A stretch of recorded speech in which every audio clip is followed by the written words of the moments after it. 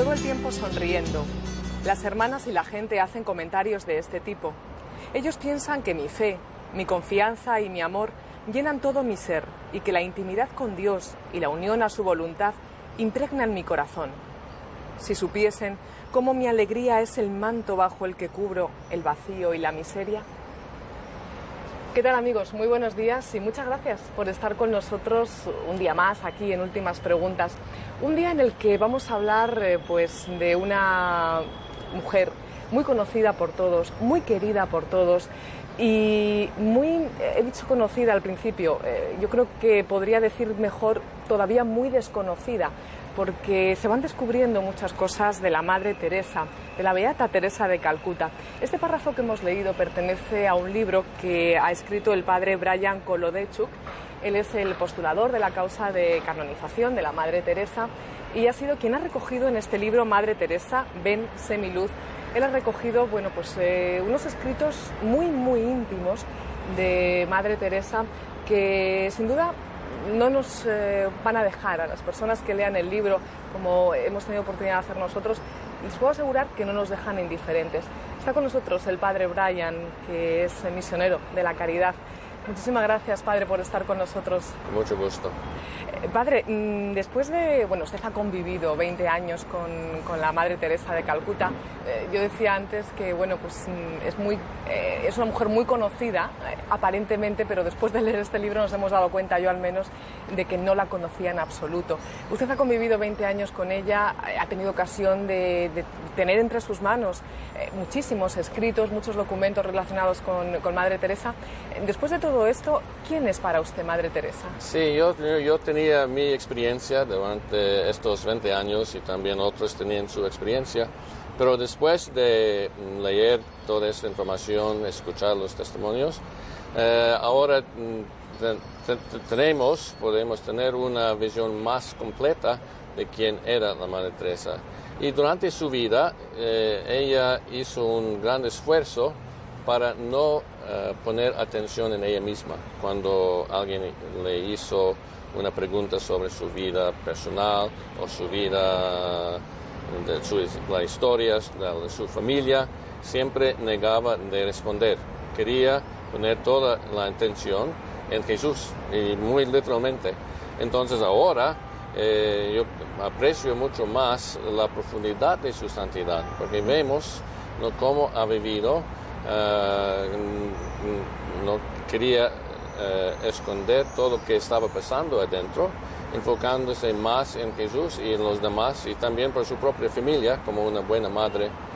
No quiere compartir sus cosas personales y dar más atención a los hijos.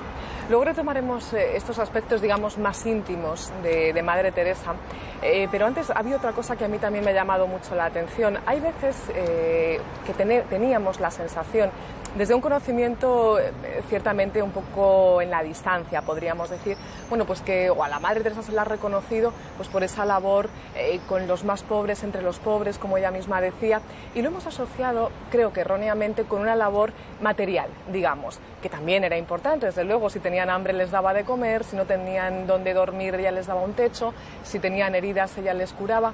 Pero sobre todo ella estuvo al lado de los más pobres, entre los pobres, también desde el aspecto espiritual, o sobre todo desde el punto de vista espiritual, ¿no? Muy bien, exactamente, porque es lo que vimos, la obra más al servicio a los pobres en sus necesidades materiales. Pero ahora entendemos que esta experiencia de la oscuridad fue una parte muy importante de cómo compartió con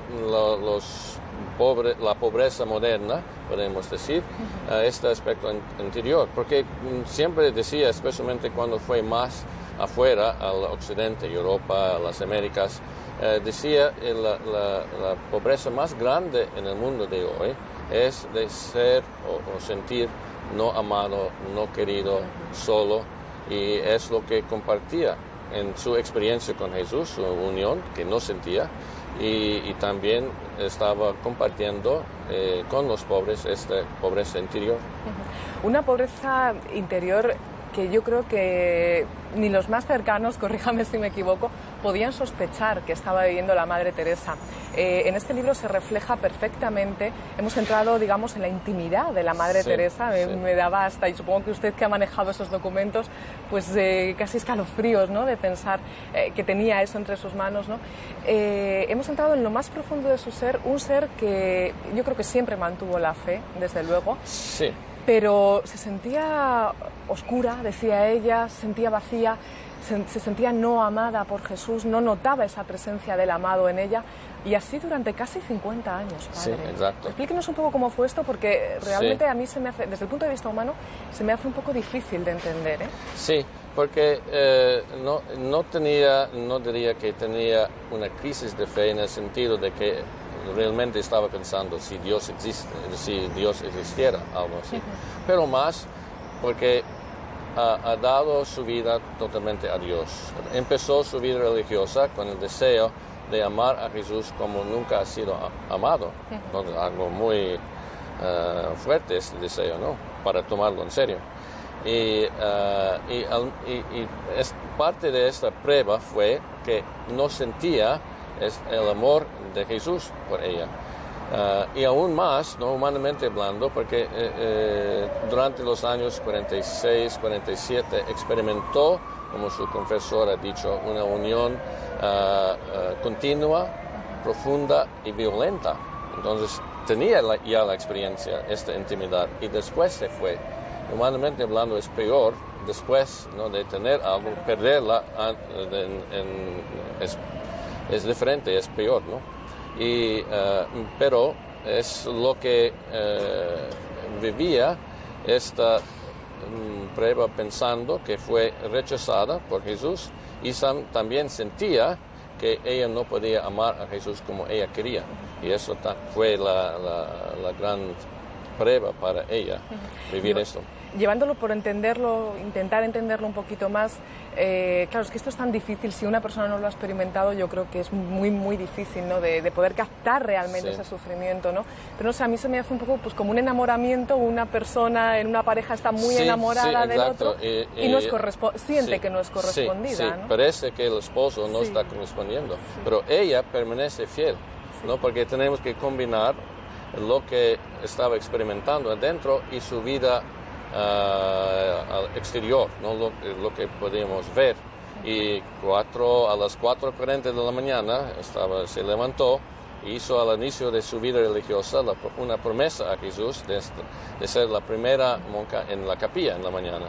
Entonces vivía todo el día fiel, aún en las cosas muy pequeñas, hasta muy noche, porque normalmente escribió las cartas en la noche, después de un día lleno de actividad, pero aún, ¿no?, ella permaneció fiel. Eso es impactante. De una fe absoluta. Sí, a fe absoluta, y nos muestra también un aspecto importante de lo que es amor, porque no es solamente los sentimientos, para nosotros sí nos ayuda y necesitamos tal vez nosotros, pero ella, porque tenía una fe tan fuerte, ciega y pura, podía continuar aún si no sentía nada, y eso, no sentir esta intimidad que ya había experimentado, fue el sufrimiento más fuerte para ella. Yo, leyendo este libro, padre, no podía dejar de preguntarme cómo era posible, con el sufrimiento que ella estaba experimentando, con esa sensación de vacío de Dios que ella le amaba, pero no era correspondida, podríamos decir, ¿no?, entre comillas. ¿Cómo era capaz de llevar ese amor de Dios, ese amor de Jesús, ese amor a María que ella siempre tuvo también? ¿Cómo era capaz de llevárselo a todo el mundo? Porque si una persona siente esa sequedad, ella también habla de sequedad interior, ¿cómo es posible transmitirlo? Sí, ella en una de sus cartas, o como escribía, ¿no?, sí sabía que tenía un efecto en los demás.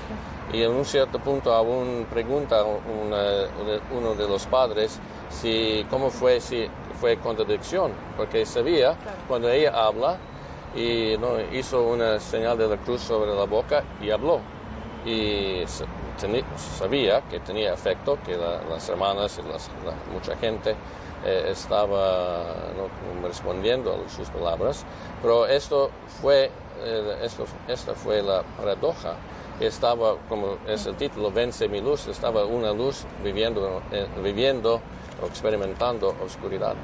Hay un párrafo relacionado con esto que nos Sí. dice, que a mí me parece impresionante, que dice, en una de las cartas que ella escribe, dice: ¿no es esto engañar a la gente? Cada vez Sí. que he querido decir la verdad, que no tengo fe, las palabras simplemente no me vienen, mi boca permanece cerrada. Y sin embargo continúo sonriendo siempre a Dios y a todos. Sí, sí, porque es una otra señal de la presencia del Espíritu Santo, que no le permitió decir algo que, aun si ella le pareció la verdad, no fue la verdad. Y también hacía una resolución de ser un apóstol de alegría.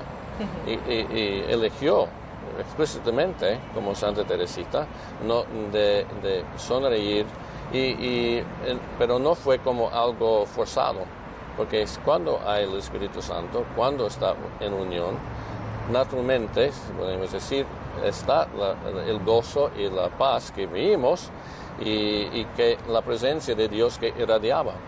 Una mujer, después leyó estas cartas, me escribió diciendo: no, yo la encontré a la Madre Teresa en Nueva York, y leyendo, ¿no? Si ahora pensaba, si fuera posible para mí decirle en esta ocasión cómo ella irradiaba la presencia de Dios, como con la intención de consolarla. Muy bonita el La verdad que pensamiento. sí, además hay unos testimonios maravillosos, pero yo me preguntaba, le voy a plantear una cuestión que no sé si es fácil de responder, A ¿no? ver. Pero yo, leyendo el libro y con todas estas cosas, estas cartas, estos sentimientos, estas sensaciones que ella experimentaba, yo me pregunto, ¿hubiera sido posible la obra que inició Madre Teresa, que se extendió rápidamente de un modo, bueno, pues desde el punto de vista humano, imprevisible, desde luego? Sí. En apenas 10 Sí. años ya tenía muchas casas abiertas, muchísimas vocaciones. ¿Hubiera sido posible esta obra, tal y como 50 años después la conocemos, sin esa oscuridad interior de la fundadora, de la madre? Buena pregunta, porque ella veía, ¿no?, la obra de Dios, y siempre decía, cuando alguien decía: oh, buen trabajo, qué maravilloso y todo eso, inmediatamente contestó: es la obra de Dios. Estaba tan convencida de que era, como decía, una lápiz en la mano de Dios. Entonces, y también ahora sabemos, por la manera en que llegó la llamada, la voz, ¿no?, muy distintamente, claramente, eso también la ayudó de continuar con esta convicción de que fue la obra de Dios. Y también el Padre Neuner, después de 11 años, la ayudó a entender esta experiencia como el lado espiritual de su obra. No la hizo más fácil, pero por lo menos le daba un significado a esta experiencia. Claro, yo aquí, a propósito de esto que usted dice, veía clarísimamente la utilidad del sufrimiento, tanto que en nuestros días, bueno, pues nos encontramos con muchas voces, muchos Sí. escritos que dicen: es inútil sufrir, hay que huir del sufrimiento. Bueno, este sufrimiento no lo buscó ella, este sufrimiento vino, Sí. pero le dio una utilidad, ¿no? Sí, entonces, ¿no?, es porque una parte fundamental de nuestra fe es que Jesús, especialmente en su pasión sobre la cruz, estaba en nuestro lugar. Y ahora, para ello, como Padre Neuner la ayudó a entender, Jesús ya no puede pasar por la pasión, pero él podía pasarlo en ella. Y como un poco, tal vez semanas o un pocos meses después de que el Padre Neuner la ayudó a entender eso, escribió una carta general a las hermanas, que está también en ese libro, explicando, ¿no?, que tenemos que tener parte también nosotros en la obra de la redención, y tenemos que llevar sobre nosotros también los sufrimientos de los pobres. Entonces fue identificada con los pobres y en un sentido en su lugar o para ellos también este sufrimiento. Exacto.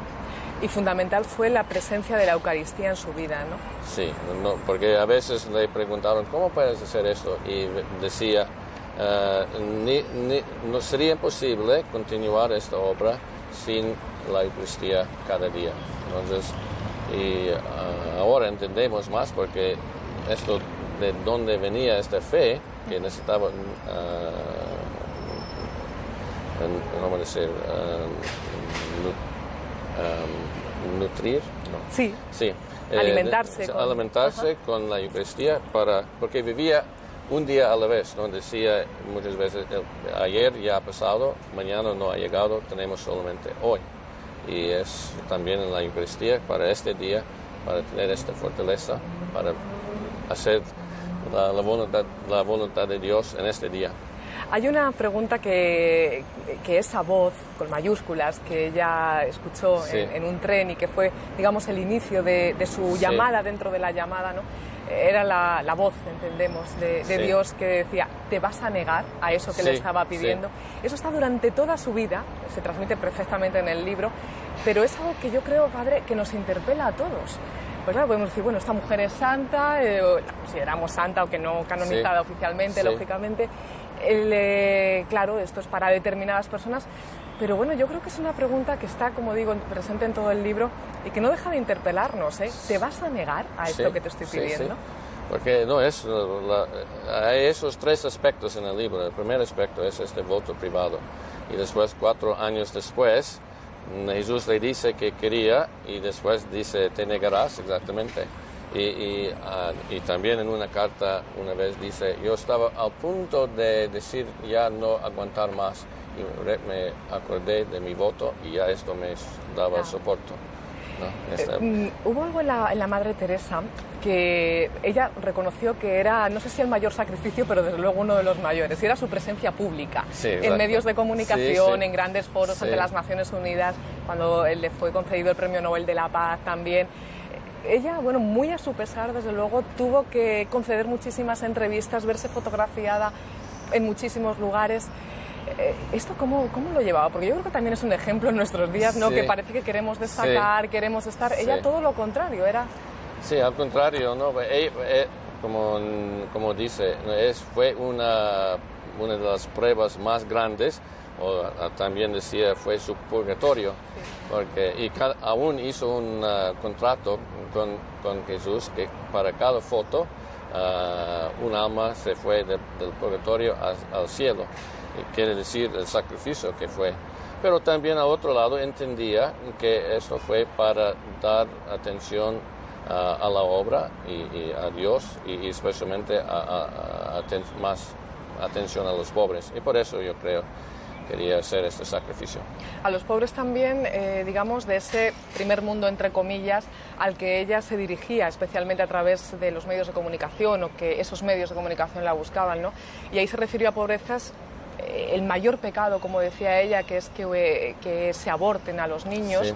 Eso lo defendió, yo creo que en cada discurso que ella hacía de estos enormes ante muchísima gente. Cuando ganó el premio Nobel, que fue políticamente incorrecto, pero tenía valor de decirlo. No, para ella no entendió, porque si fue al inicio de la vida, es tan no protegida. Por eso digo, es lo que destruye más la paz es el aborto. A veces, ¿cómo puede ser eso?